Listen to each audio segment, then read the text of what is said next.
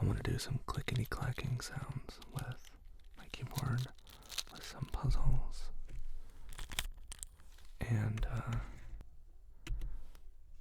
go from there.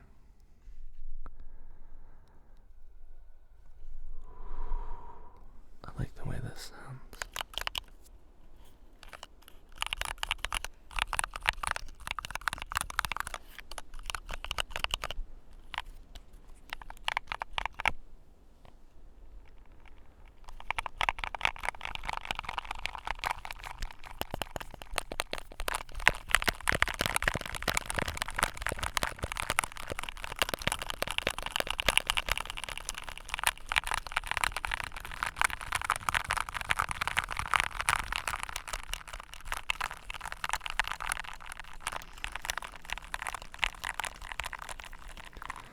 Hello, Jade. Colorfix, to answer your question, I got this online and then customized it and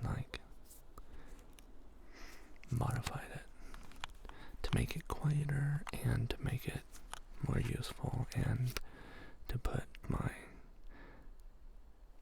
keycaps on it that I got from TwitchCon. And I use it for gaming.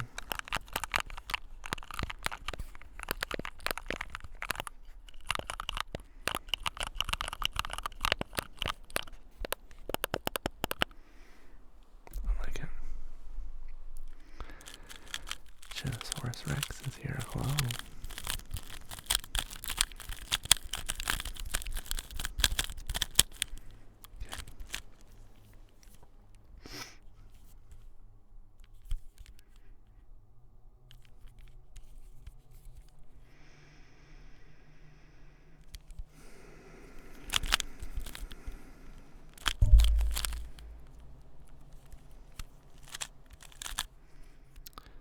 And the reason I'm not going extra fast with this is because I don't want to be too loud with it.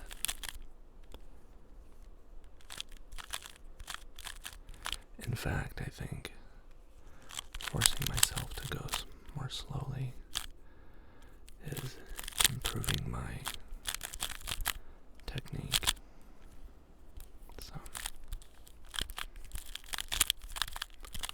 and it's also, it's not natural for me to do a solve up here like that. I wonder if I can put it here. Let me adjust this just a little bit. And then we'll do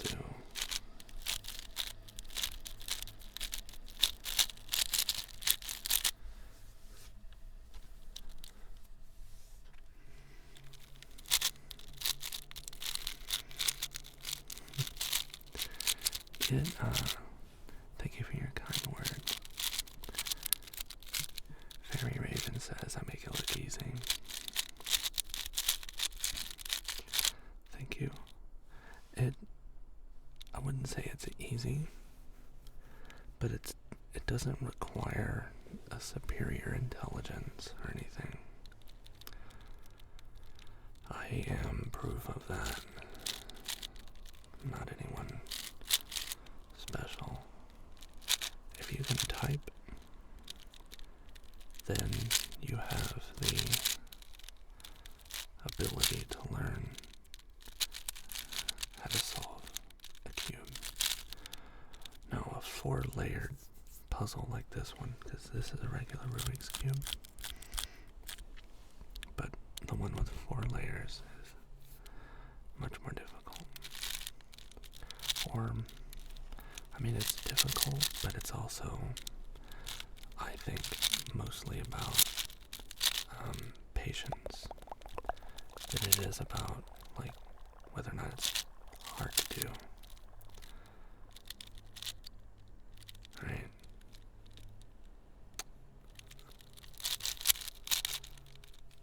Okay. Red.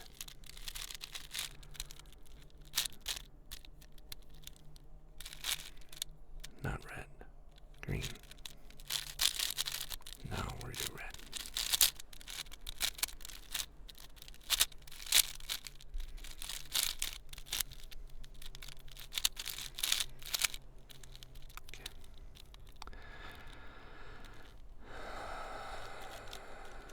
it's also much easier to do with lights behind you pointed at the puzzle than it is to have bright lights shining into your face. But I do that so you guys can see me.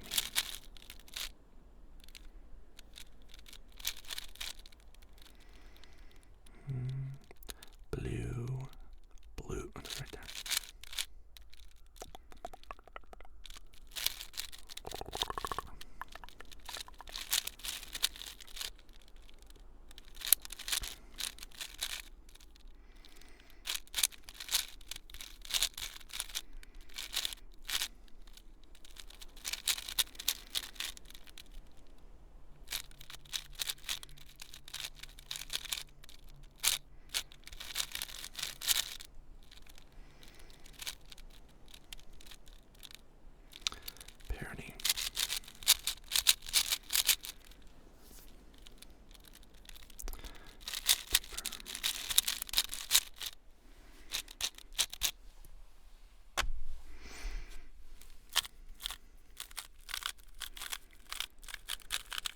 Got a couple sides with only one color.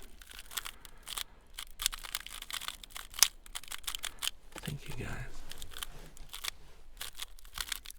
It's less about doing the sides and more about doing layers.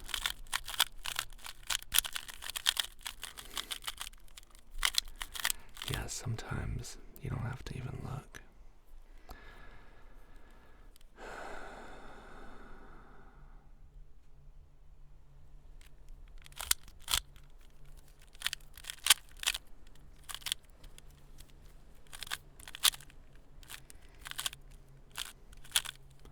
Like, we're gonna get to a part here where I don't even have to look. Do we have all the layers? Almost. Okay. Like this pattern right here. This is covered yellow up here, but this piece has just one right there. You just do an algorithm that's like predetermined. And if I come into a situation where it's like this, right?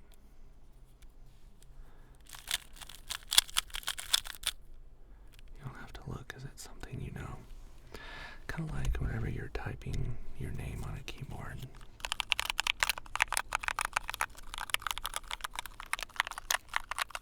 You don't have to look because it's your name. You know how to type that. Or familiar words. Or what about words that you don't type very often? You might have to look at the keyboard, or you might have to think really hard about what it is and then type it. It's the same way with the different algorithms.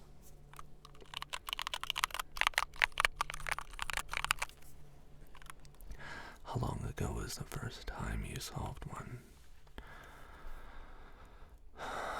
Maybe 2015 or something. I don't know.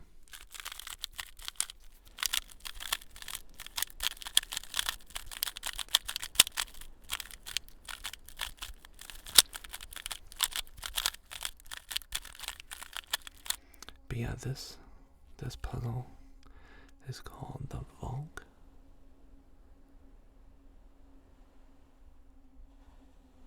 I have my product showcase feature turned on. There it goes. The Volk 3, as in the 3-layered.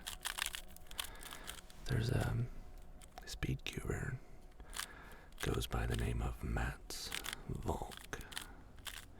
It was named after him.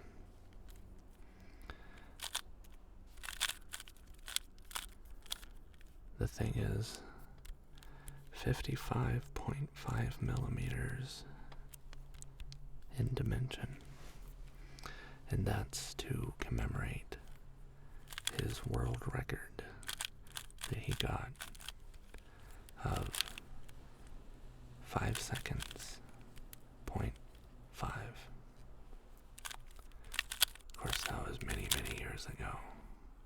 The world record now is held by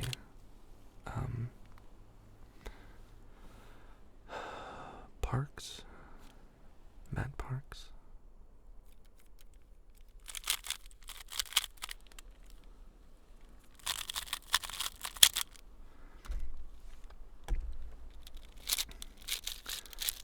Matt Parks is from America. The long-time world record holder for many of the different versions of the puzzle was a gentleman goes by the name of, he's a Australian, or is he? Yeah, he's an Australian. His name is,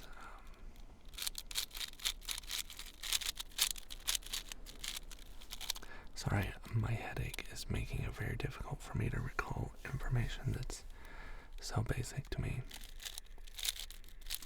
Felix Zemdegs. I think of Melbourne, Australia. Melbourne. He's a machine.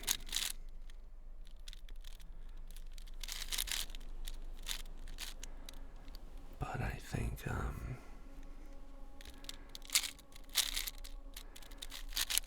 it's just, at least I think Matt Parks has the record.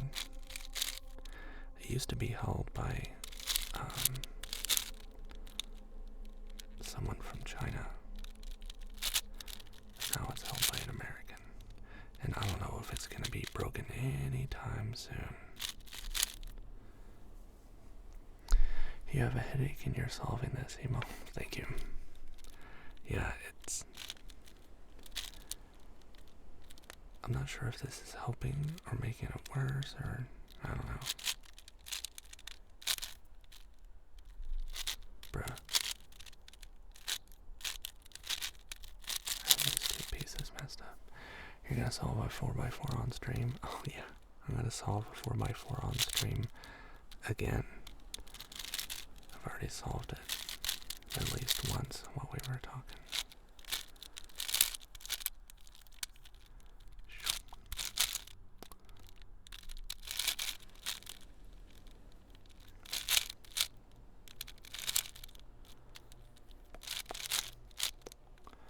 Oh.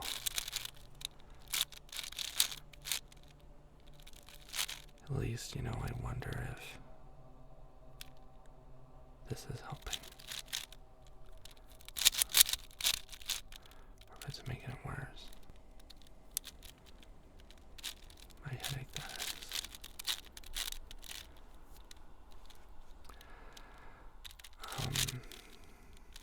How many times have I solved it? I think I've solved this just once already. I solved this one, I don't remember how many times. So this I've got is two sides, yeah. Oh no, that's what I get for talking. Oh, good job, Bowman.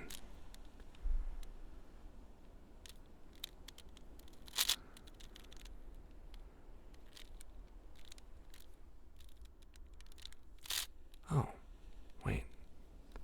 Oh, fiddlesticks. Oh.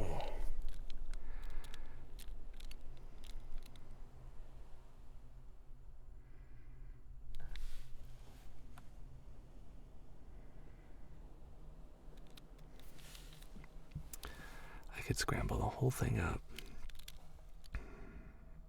or I can try to solve it. I think I will.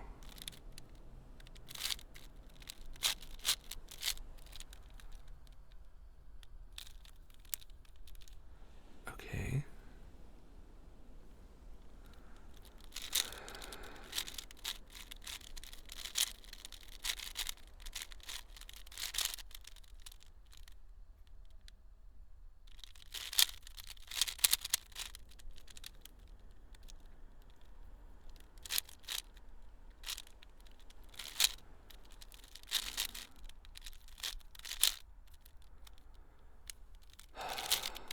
Fiddlesticks. Yeah,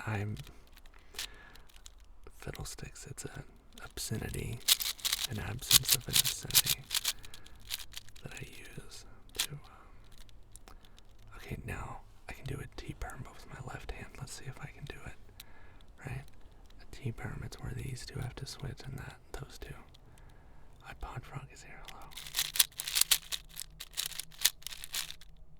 Yeah, I did it. Good. Because usually I do it like this. Right?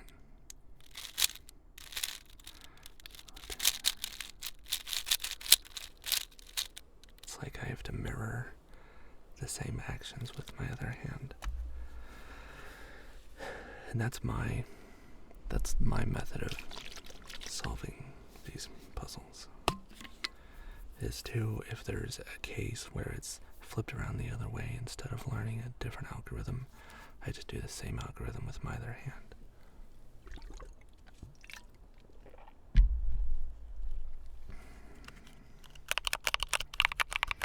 Which I know is difficult. And maybe even slower, but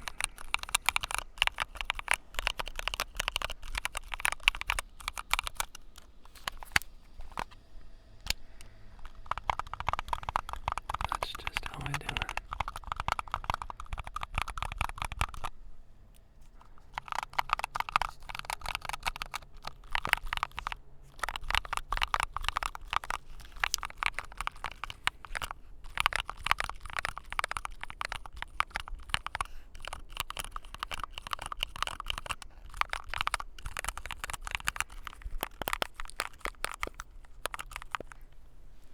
You guys want to see my 2-layered puzzle?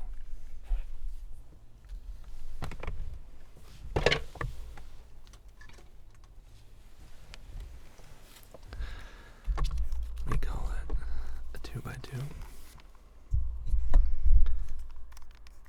This one is made by Gan.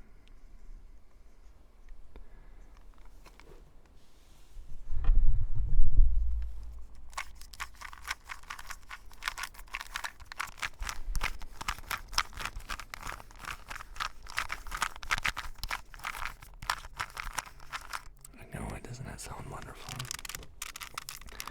The insides are made out of this like primary colored plastic, you know? It sounds different, it feels different. Dino Dudes, hello.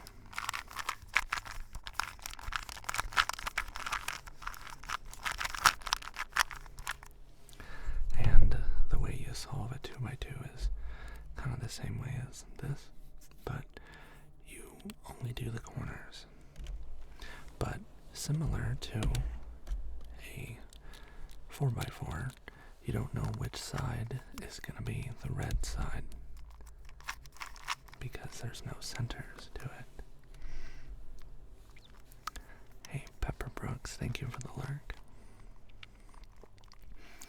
So there's some shortcuts that you can take.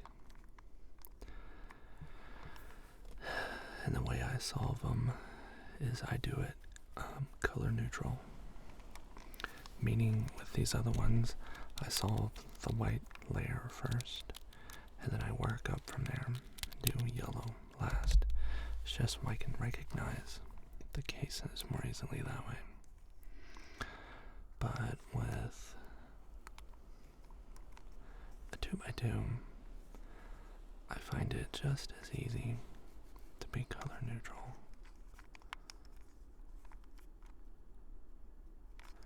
Okay.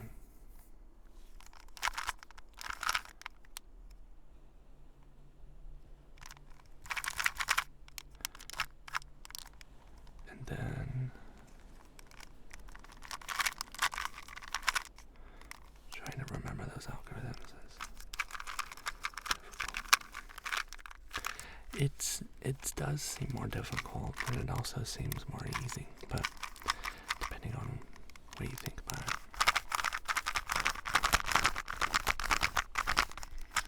So, with a 2x2,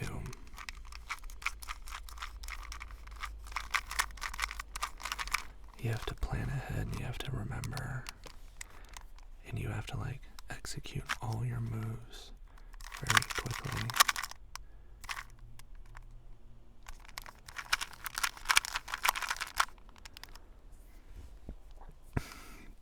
Without hesitation. And when you go to competition and you do this, your adrenaline is rushing, you are under a lot of pressure, and people are watching you, and you're literally being judged, you're being timed.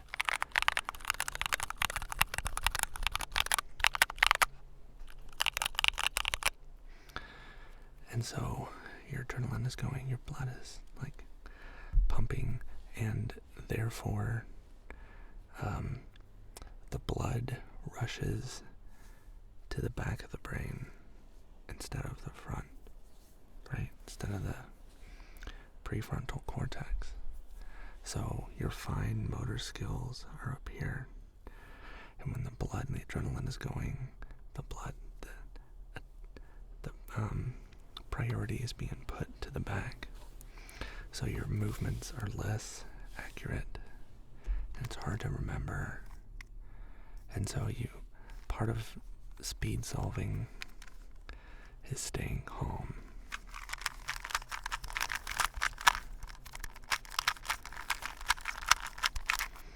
And it's kind of like a mix between living in the moment and living a few steps ahead. For instance, we'll do a 2x2 solve. If I'm going to solve the both yellow and white at the same time, I see that I can move this piece down here, and then I have one move to execute to put this other piece back. Or if before I make that move at all, I say, hey, I can line these pieces up and then slide it down, right? So I have to think about all this before I even make the first move. And then I pick it up and I make the move. And then I see this case and I say, oh.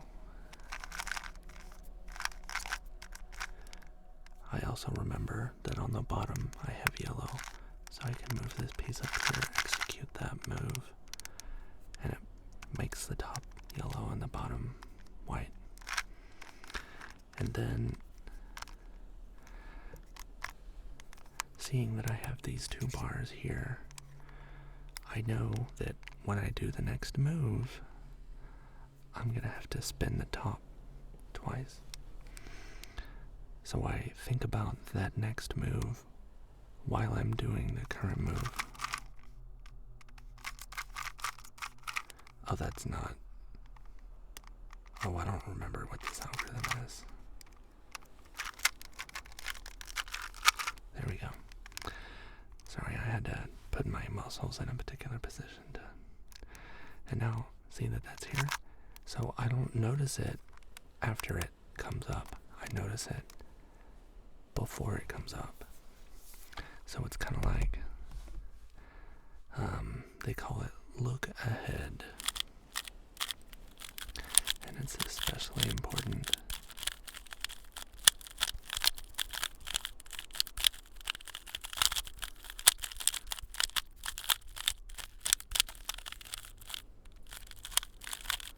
with this.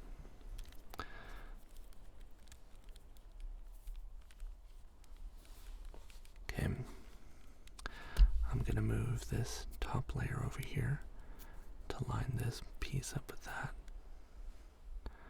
so that I can spin it to the bottom and move this red piece over here. But first I gotta get this orange layer turned, but I can't do that immediately, because if I do it immediately, then it's gonna mess up this blue piece. It's gonna mess up my whole plan. So I have to move this layer, and then like that. And then I can just put this on the bottom and not worry about it. A couple different options here. As I turn the cube, I can line these two up and then flip them around, or that takes too many moves. So I can just see that these two are already kind of lined up right there. I can insert that piece back there, which puts this here with that.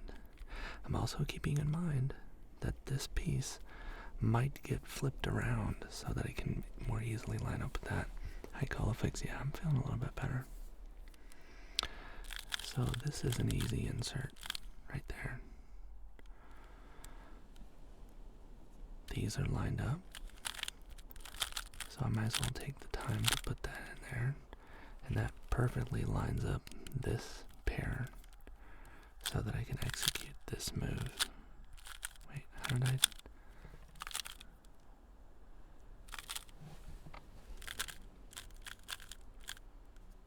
Oh my god, it's so difficult to do this while I'm like at an angle.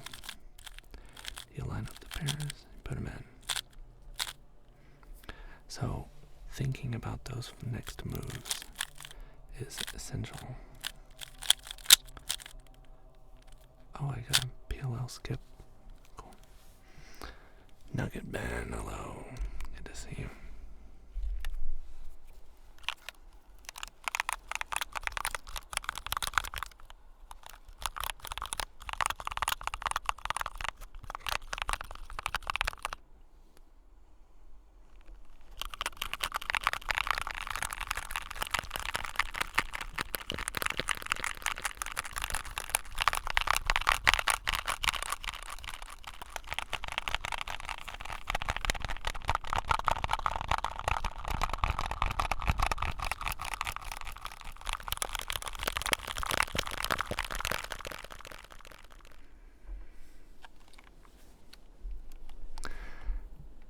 No problem, Fairy Raven. Hey, Chris, good to see you. Now let's make that same reverb. Ellie Hirschman, hello, good to see you. But let's do with this.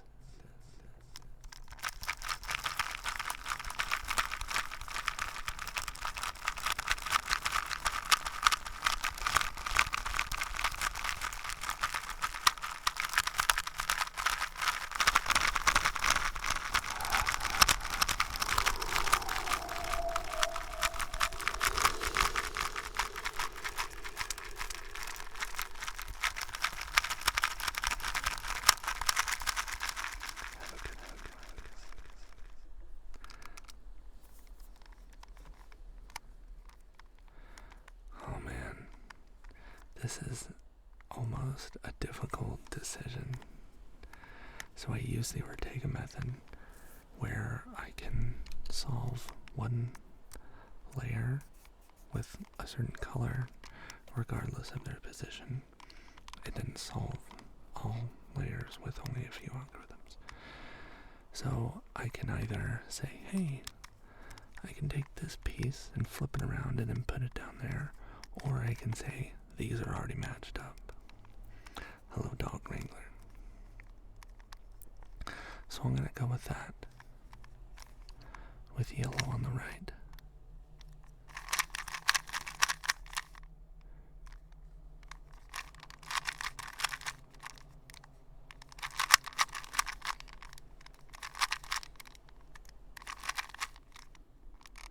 What did I just do? My headache is getting worse. Alright. Yellow on the right. On the bottom. Right. Now flip this around. Now both yellows are there. And this is a unique case where all you gotta do is flip it this side over, go like that, and then you're done.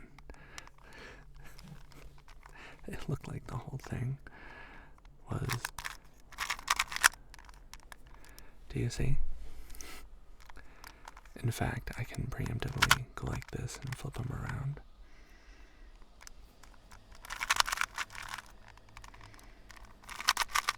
Kodama, we don't play here yet.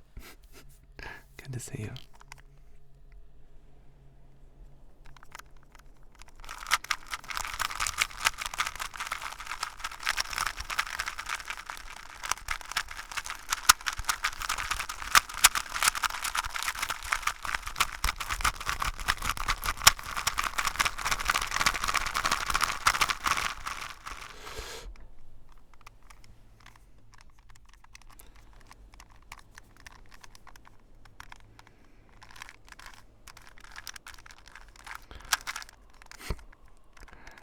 I am just amazed at how much trouble my brain is having, because I'm having to like turn so that I can have the lighting correct, but also see.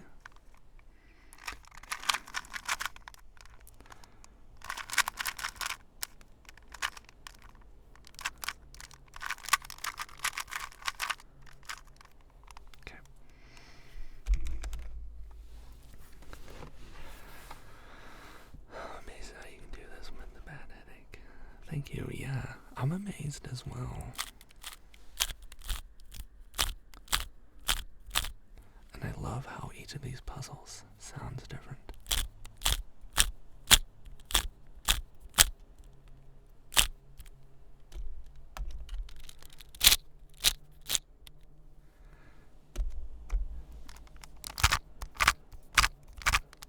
And it's not the number of layers that makes it sound different.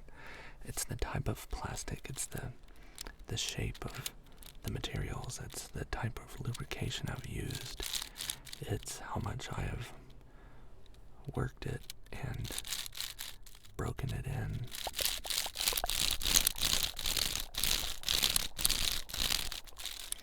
Hey, thank you for the follow.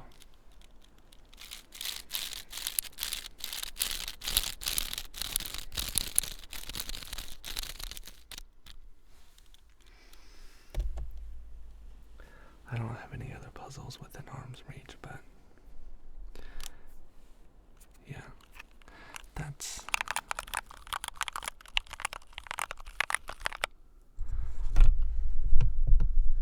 the gist of it.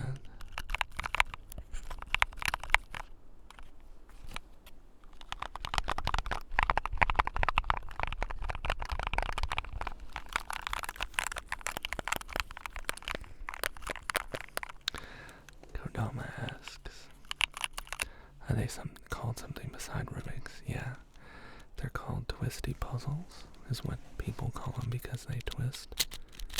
Right?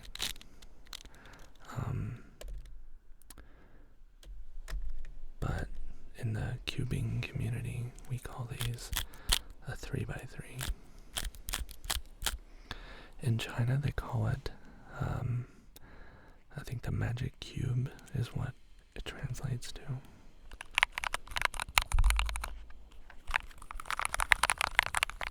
But yeah, guys, like, there is so much similarity between typing and solving a puzzle. It has to do with muscle memory, remembering a pattern.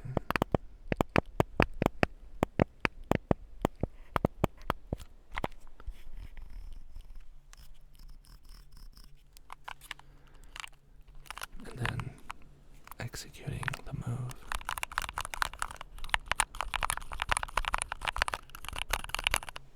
So yeah.